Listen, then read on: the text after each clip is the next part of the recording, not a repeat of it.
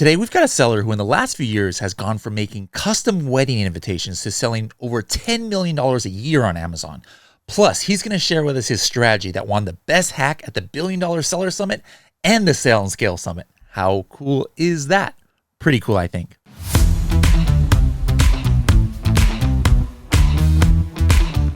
How can you get more buyers to leave you Amazon product reviews? By following up with them in a way that's compliant with Amazon terms of service. You can use Helium 10 follow-up in order to automatically send out Amazon's request a review emails to any customers you want. Not just that, but you can specify when they get the message and even filter out people that you don't want to get that message, such as people who have asked for refunds or maybe ones that you gave discounts to. For more information, visit h10.me/follow-up. You can sign up for a free account or you can sign up for a platinum plan and get 10% off for life by using the discount code SSP10. Hello, everybody, and welcome to another episode of the Serious Sellers Podcast by Helium 10. I am your host, Bradley Sutton, and this is the show that's a completely BS-free, unscripted, and unrehearsed, organic conversation about serious strategies for serious sellers of any level in the e-commerce world. We've got a serious seller here from not that far away. You are in Texas, I believe, right? That's right. What part of Texas? Dallas, Texas. Dallas, Texas. Is that where you're born and raised? No, actually from Utah. So small town called Kaysville, if any of the listeners are from How far from area. Salt Lake is that? So 20 minutes north of Salt Lake. 20 minutes north of Salt Lake. Okay, so whenever I talk to people from Salt Lake, I always is like the one shocking thing about Salt Lake for me, it's the most random thing, is that it has probably a Mexican food that's top 5 for me in the world for Mexican food. And I live in Southern California. I go to Mexico all the time. I live in Southern California. I know what Mexican food is. There's some people who are like, who don't real know. And it's this place called Red Iguana. Red Iguana. Yep. And guys, you don't think of Salt Lake City and Mexican food, but trust me, guys, it's good stuff. Now, what brought you to Texas? So I graduated from the University of Utah in 2014. The Utes. Go Utes. And so I graduated with my undergrad there in 2012 in finance, and then I pursued my MBA immediately following that. So kind of the non-traditional route for an MBA, but immediately jumped into my MBA, did that there. And between my first and second year of my MBA program, I did an internship with American Airlines. And so I did that internship. I received a full-time job offer to come back after I finished my MBA. So once we graduated, my wife and I decided to move to Texas, and we've been here ever since. And we've loved the people, we've loved the culture, and we've enjoyed our time here. Even though I don't currently work for American Airlines anymore, we decided to stick around here. How did the shift from American Airlines to e-commerce happen? Like what, when, and how in the world that happened? That's not exactly a normal trajectory or career trajectory there. No, for sure. So yeah, it's quite a fascinating story. So for myself, I've always been an entrepreneur at heart. I was the kid with the candy stand on the corner of the street all the time and always thinking of ways to make money. And, but I didn't necessarily pursue that necessarily, going through high school or even into my early years of college. I was trying to figure out what is my real career going to be. I never thought I got to go start a business. That's exactly who I am. And so through college, that's why I studied finance and then did my MBA. I was looking for more of maybe management, leadership type positions is what my initial approach was. But while I was pursuing my education at the University of Utah, I actually became the co-chairman for the Utah Entrepreneur Series. It's one of the nation's largest student-run business plan competitions. And so I ran that program for 2 years. And that's where it's kind of like a Shark Tank style thing, but for, student entrepreneurs throughout the state of Utah. So they'd come pitch to a panel of judges. And at the end, they would be awarded $40,000 to the winner and things like that. So it was a really, really cool experience. So I was surrounded by entrepreneurship. But, you're like, hey, maybe this isn't exactly, paying the bills right now. So this American airline thing is pretty good and start working for the man. But then, I guess that itch was always there. I'm assuming. Yeah, it certainly was always there. So I started American Airlines in the fall of 2014. And my wife and I started our own business in March of 2015. So it wasn't, not much time for the grass to grow under my feet there. It was within 6 months we were starting our own business. And so my wife and I graduated at the exact same time. And so she graduated in early childhood education, but what her real passion was is from her early childhood, she loved art. She loved being creative. And so she was like, hey, I want to explore graphic design. And I was like, hey, yeah, go ahead and start experimenting with it. And she did. As soon as we moved down here, she didn't go look for a full-time job. She started designing like wedding invitations for her friends.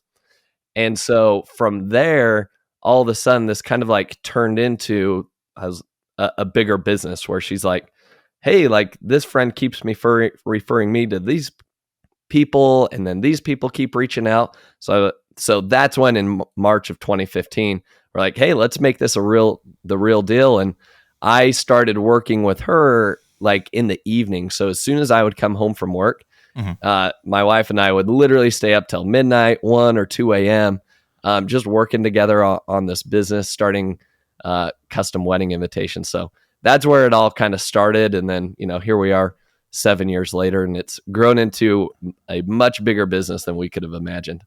Did you have to like have in those days, like, machinery and stuff? Or you just doing this by hand and printers or what?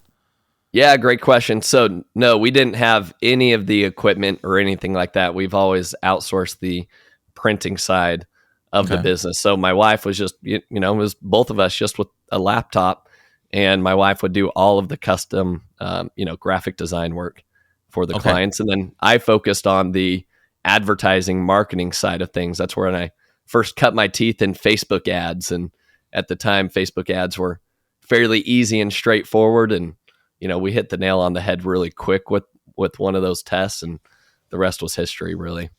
Okay. Interesting. Now I'm going to fill in the gaps in a couple of seconds here, but let's just skip to the end. This is 2022.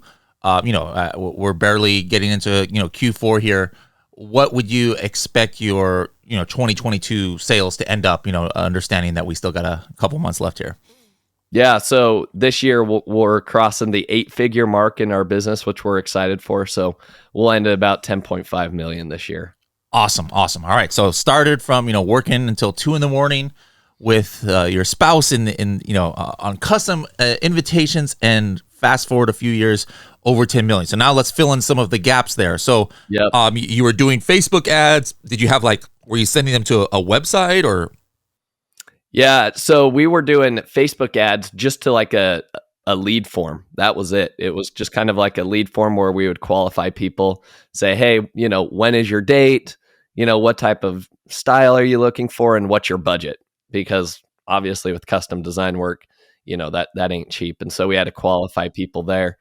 And then the other thing that I was doing, the reason why I was working so late is because I probably joined about 1,000 different Facebook groups for like brides that are getting married, or like wedding resale Facebook groups. And so I was just in there all day long. And anytime somebody would be like, the phrase at the time was like ISO, in search of, wedding invitations. So I had like all I would do is I'd pull up my computer, go through the feed, and then I would hit, search, find, Control F, and then immediately go find all of the, people looking for wedding invitations, message them, tell them about our business, and then try to convert them. So I had built, a really streamlined sales process for the business, and we had booked ourselves so much so that it was a 6-month waiting list just to work with my wife about 2 years in. And so that's where we were just like, we were busting at the seams, and we were trying to decide like, all right, do we keep going down this route of custom wedding invitations? Because at this point, like, you're just working all day long. Literally, we had our first child. My wife was just working every moment she had a free, spare time. Is like work. It's like, all right, I don't know how sustainable this is going to be as we grow a family. Okay. So, I'm assuming that you are not doing $10 million a year of custom wedding invitations. So at what point did did this evolve, and at what point did you start on Amazon, and merge these businesses here? Yeah, great question. So it was let's say November, December of 2016. And, as an entrepreneur, I'm always, listening for, hey, what's the latest and greatest businesses? And, how do I create a scalable business? And one of the ideas that was obviously being taught and pitched a lot during that time was, create your own FBA business. It's passive income and all of that stuff. And so I purchased one of the courses. I, for the life of me, can't even remember who it was that I purchased a course from. So I purchased the course and went through it. And then I was like, hey, I wonder if there's, an opportunity for us to launch some products in the stationery niche. And so we tested out, 3 products. They quickly took off. And then I was like, oh, wow, like there are people that want to buy, stationery, and it was all design based, right? There were thousands and thousands of listings. There still are today. But what my secret weapon is my wife, right? And that was the case when we were doing custom wedding invitations. Like, sure, I had a good sales pitch, but at the end of the day, like, I would argue my wife is one of the best graphic designers in the world. And so we can go into very competitive spaces now on Amazon, and we'll dominate. Hey guys, first of all, side note, happy wife, happy life. So, if you're hyping up your wife like this, you got a happy home life here. Make sure she listens to this, Josh. All right, continue, please. That's right. Well, this is what this was all for, Bradley, right? This is like a birthday present for my wife. It's like, this is just going to be centered on her.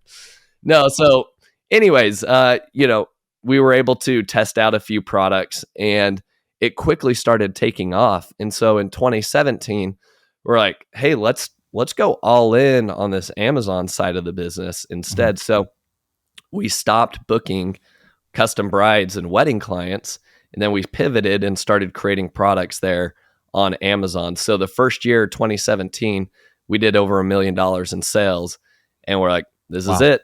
Like, we're going. And so here we are, since 2017, we've launched over, 1,000 SKUs on Amazon, and, we just continue to grow. Obviously not customized wedding invitations, but similar niche. Correct. Like, we talking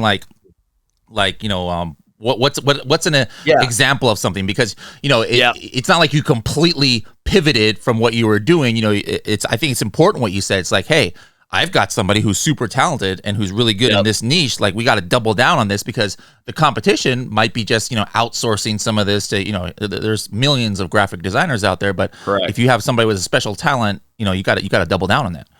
Yep. So our very first product were recipe cards. And the reason why we did recipe cards is because we would have brides that would reach back out to us, and they would say, hey, I need some recipe cards for my bridal shower. And it's like, okay, well, there's not a whole lot different than creating a recipe card to creating a wedding invitation. But people aren't expecting to pay $1,000 for a recipe card to be designed, right? So that's where the idea initially came from. Like, all right, well, let's serve our audience by saying, hey, well, we've got some recipe cards on Amazon that you can find. So it helped because we were obviously able to bring external traffic to those listings. But again, the design was on point. And so then, we continued to go down into like the wedding space, and different, like, people would need like reserved table cards for their wedding. So we really initially stayed within the wedding space, and we stayed within like kind of parties and weddings for a while. And then COVID hit, and then like literally decimated our business, right? Like, we went overnight from doing, 1,000 units a day to, we were lucky if we got 100 units in a day, or 100, sales in a day. So that was like looking down the barrel, like, oh my gosh, everything we have just built is about to like fall apart. And fortunately, it started slowly coming back, as we all know. It wasn't quick overnight, like, oh, here it is, our business is back. But it required us to pivot even more and launch into new product categories that we never even would have imagined. And so really today what we do is, any product that you can throw a design on, we're getting into that space. And that's why we have, And now it's 1,000 more different pandemic SKUs. proof, I guess, where like if Yeah. something, knock on wood, happens again, where parties, are not allowed, your business is not going to go down by 90% again. Correct. Yeah, and parties were a very seasonal business too, right? Sure. So there's a lot of peaks and valleys in, the wedding season, peaks and valleys even with kids parties. Q4 is actually really bad for parties. So everybody is always like excited for Q4. Q4 was actually one of our lowest like selling quarters of the entire year. So it was interesting, and so it's great to have a more diversified portfolio now. Have you always, I know from the beginning you said you've outsourced, but has this outsourcing always been local, as in, made in USA? Have you ever gone overseas for it? I mean, I could imagine in the early days, wedding invitations, you can't like, take 3 months to go ahead and produce something that, somebody has a wedding in 3 weeks or 4 weeks or something like that. So how has the manufacturing side gone for you? Yeah, great question. So that's one thing that we're proud to say. We've been able to keep all of the manufacturing here in the US. And so we love that aspect. Sure, do we pay, is our cost of goods a little bit higher? Of course it is. But not having to deal with overseas suppliers, not having to deal with the logistics nightmares that happened during COVID, and that's still unraveling, all of that.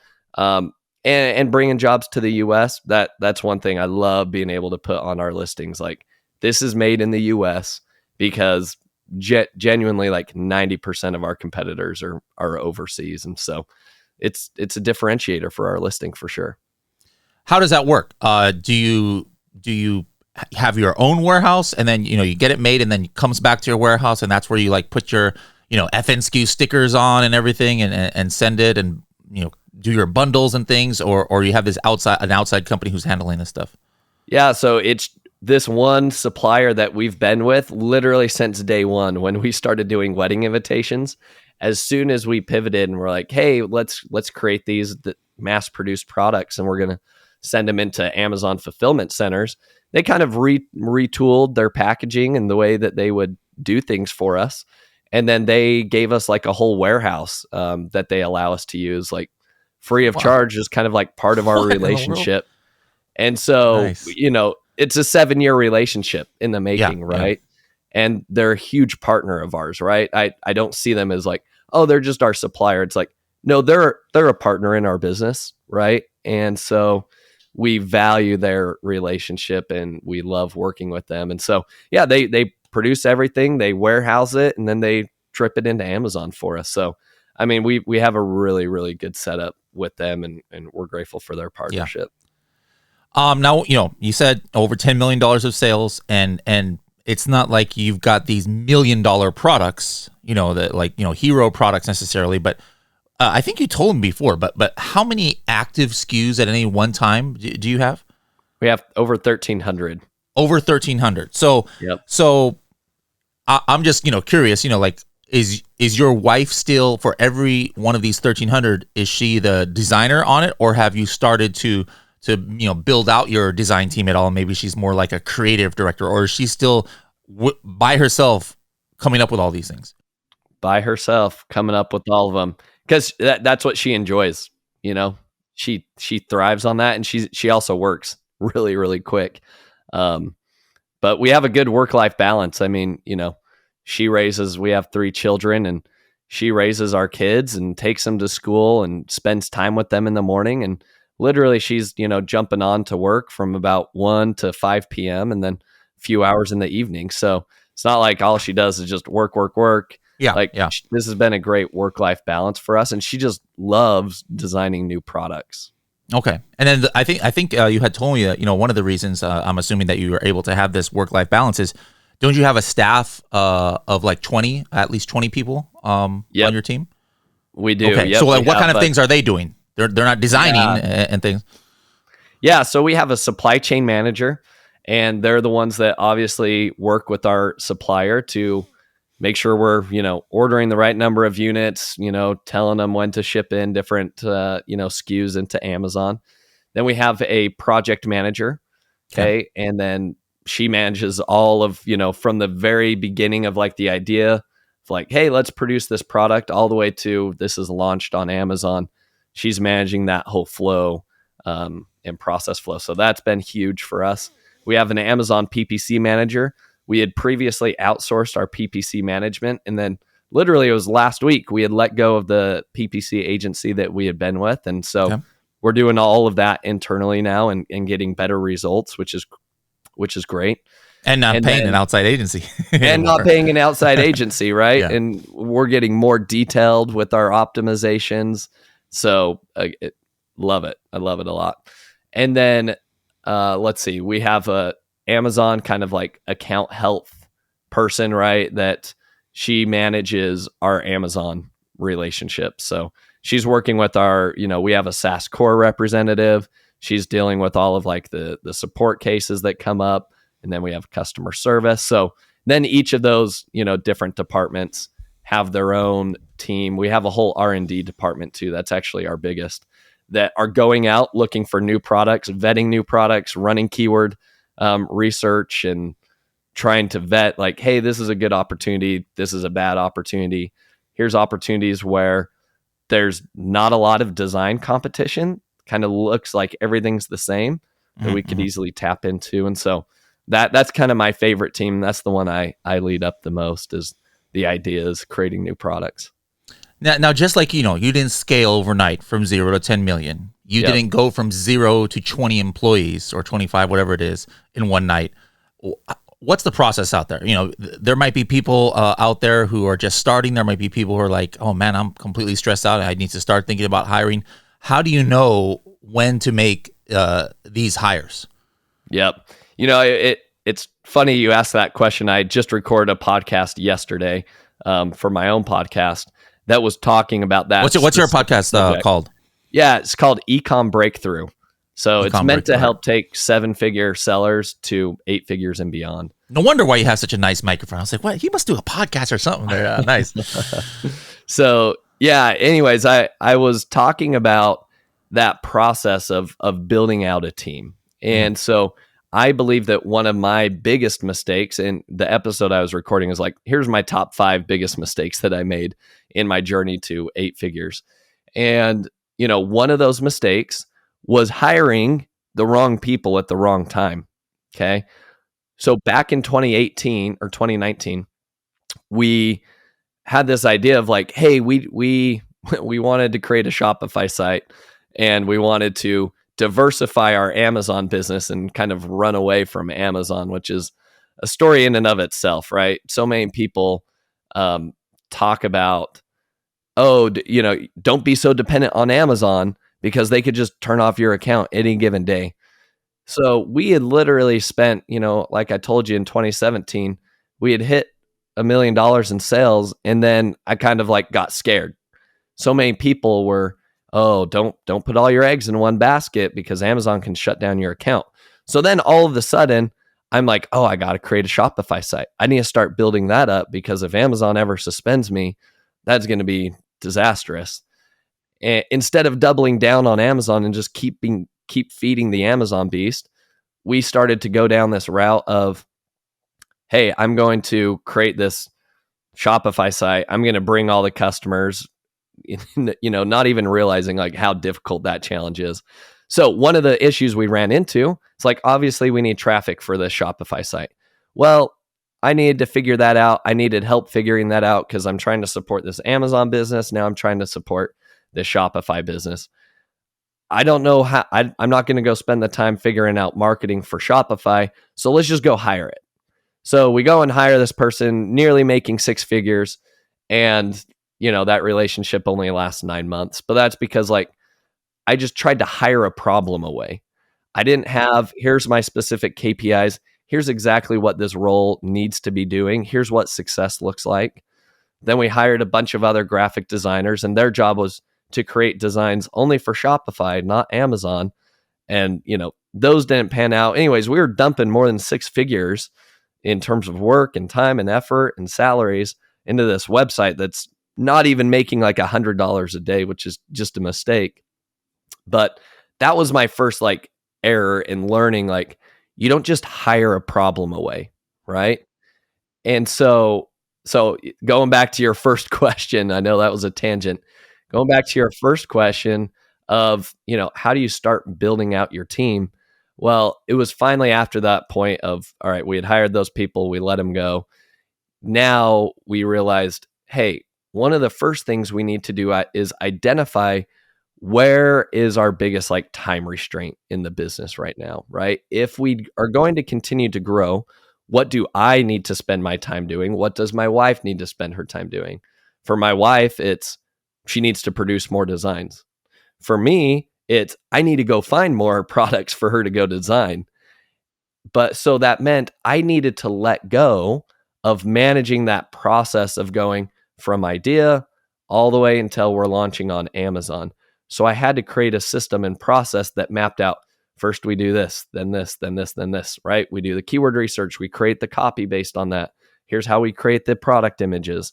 So once we created that, we then hired a project manager. And that project manager stepped in. She's PMP certified. She previously worked for IBM, but she's overseas. She lives in the Philippines. I mean, very experienced gal, and she's been fantastic for us. But she helped document all of our processes that I had originally created. I told her what success looks like. I had laid out our roadmap, and she was able to then go take my initial ideas, make them better, and then streamline that process. Well, that allowed me to take off, relieve from my plate all of the operations, of the business, so to speak, right? And then I could focus on, all right, let's go find new products.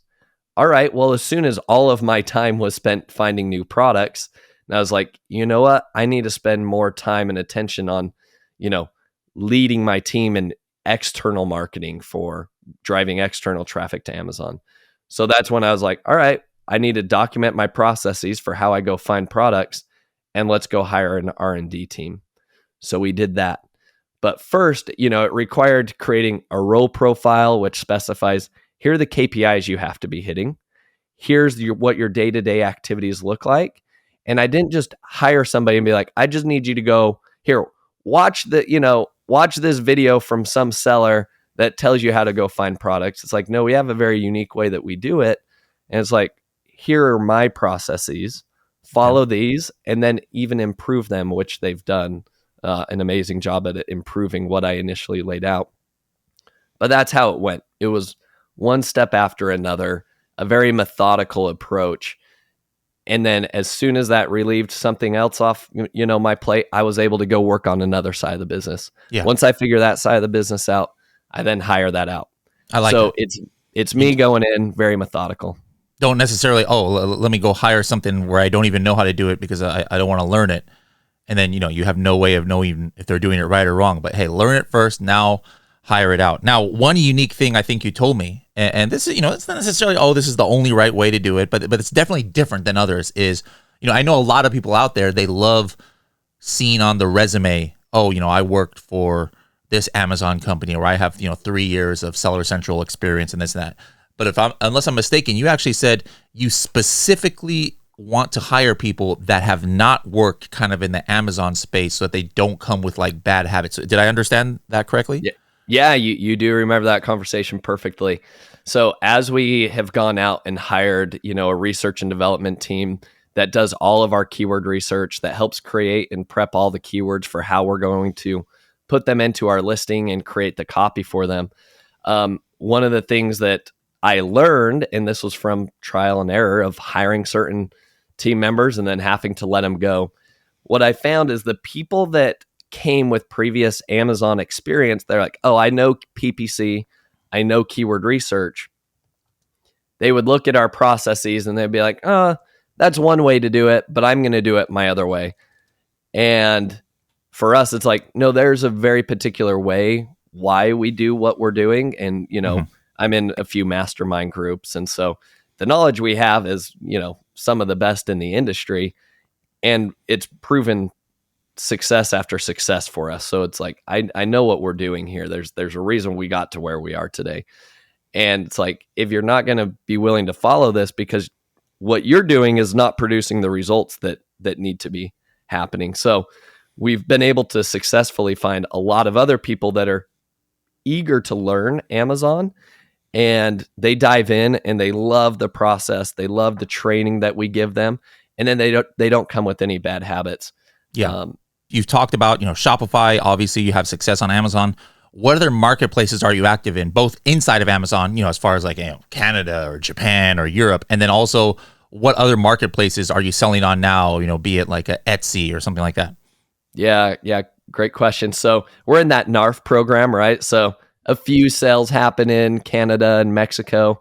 I would like to expand into the actual Canadian market, but that's a whole other logistical thing we've got to iron out. So, like I said, methodical approach, one step at a time, and we'll build that up. But we're also on Walmart now. On Walmart, the sales are relatively low. We honestly have not focused on the SEO and the ranking strategies and even PPC strategies on Walmart. However, after attending the Sell and Scale Summit, where Walmart had a very big presence there, I do think that I would like to make Walmart more of a priority. I genuinely hope that they become a great alternative to Amazon in terms of providing competition, because I believe competition's very healthy. And so I would love to see that. And I think that there's more room to grow. Granted, we're making maybe 5% of our sales come from Walmart. So it's not significant, but I know if we actually paid attention to it and did all of the keyword research and listing optimizations and PPC tactics that we're doing on Amazon, I'm sure we could grow that, at least double or triple. All right, now for the last few minutes here, I just want to kind of like make this a strategy session, and maybe culminating in whatever strategy that won the number one strategy of the whole conference at Sell and Scale Summit. But before that, like, what are some just some quick hitting ones, or it could be a long convoluted one, doesn't matter. But things that you think you're doing that's unique, that like at least 95% of sellers aren't doing, and maybe has contributed to some of your great success. Yeah. I would say the keyword optimization and the way that we go and look at our keywords even before we determine that we're going to launch into a product. I think that and this was honestly one of the biggest mistakes I made when we first were launching new products.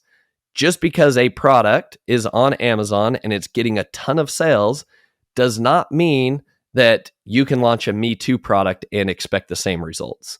For example, there was like a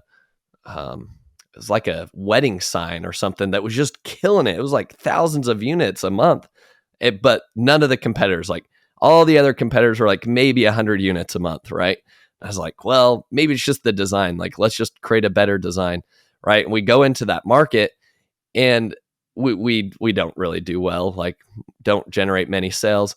What I learned from that experience, though, is that this competitor was just ranked on the most broad terms that you could ever imagine, right? Like, wedding decor, right? Like that's a very broad term. When people search wedding decor, it's like, I have no idea what style you're looking for, what specific products you're looking for.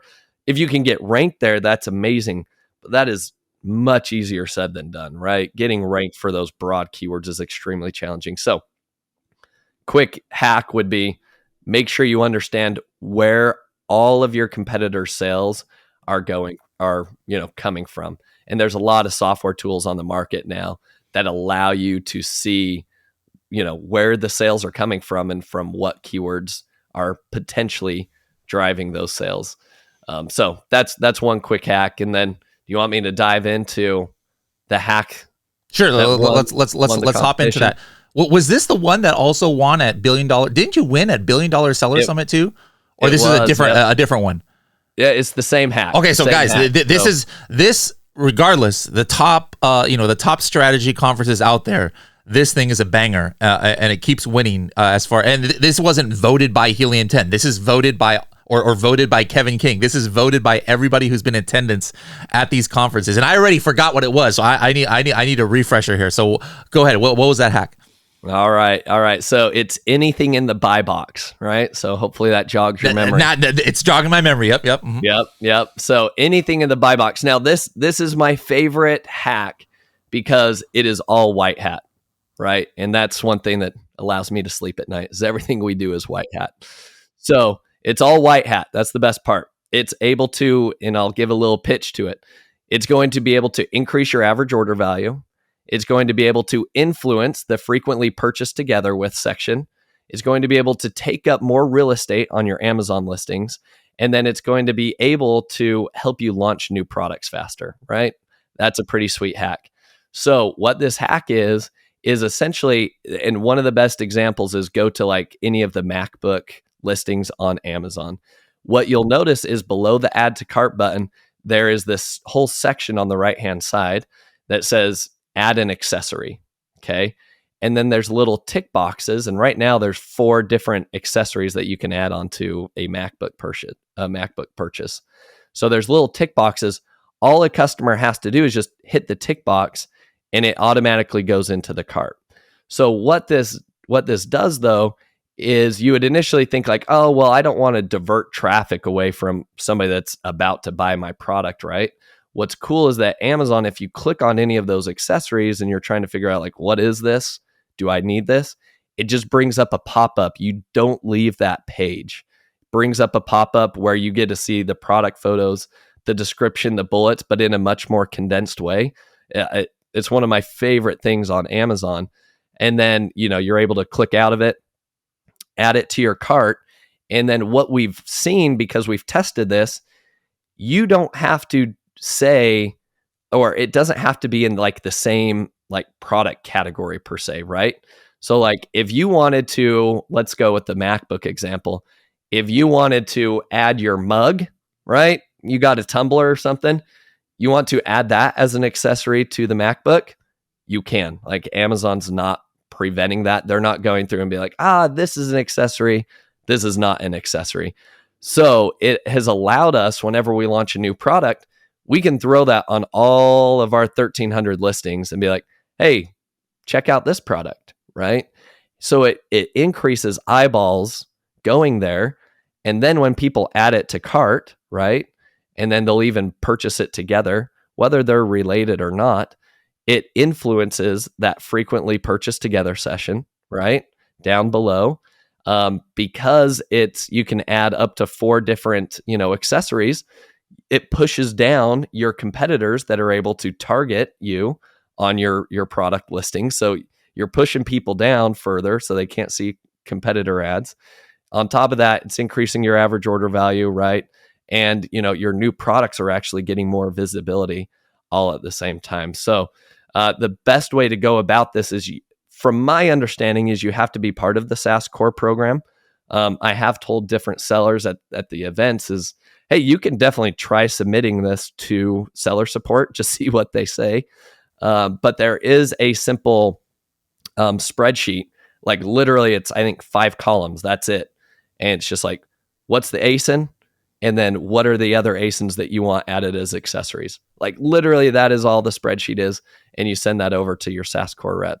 And how do you get into that program?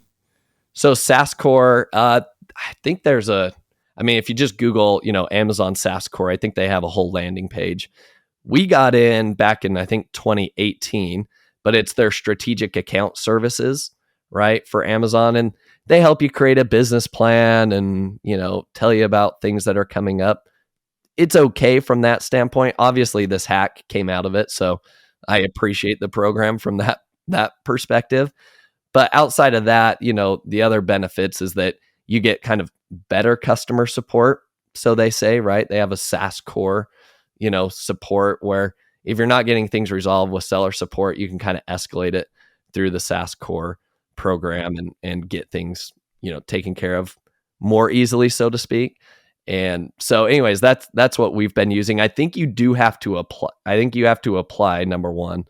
And then you get assigned an account rep. And anyways, I like it. Gives me added protection too with our Amazon account because they know what we're doing and we're following their terms of service and, our account score. We're at 1,000, right? They just came out with the account score, account health metric. So we're at 1,000, so that's great. It's Very been nice. working for us. Sweet. Now, last thing, I know one of the strategies you use for Helium-10 is actually some part of your training program for these newer employees. You Yep. stick them in, Freedom Ticket Academy if they're gonna, or Helium-10 Academy if they're gonna be learning a certain one of the tool. But as far as the actual tools of Helium-10, what's your favorite for your team or for yourself? Cerebro is what we use. That's where we are able to do all of that keyword research that I talked about. That's so important. And what's something like a function or a problem that we could solve that maybe we're not solving right now? Like, man, it would be great if Helium-10 did this or something like that. Anything? Yeah, tracking. How about 100 keywords for each of the 1,300 different ASINs? Right? We're capped out. We're capped out at the number of keywords we can track.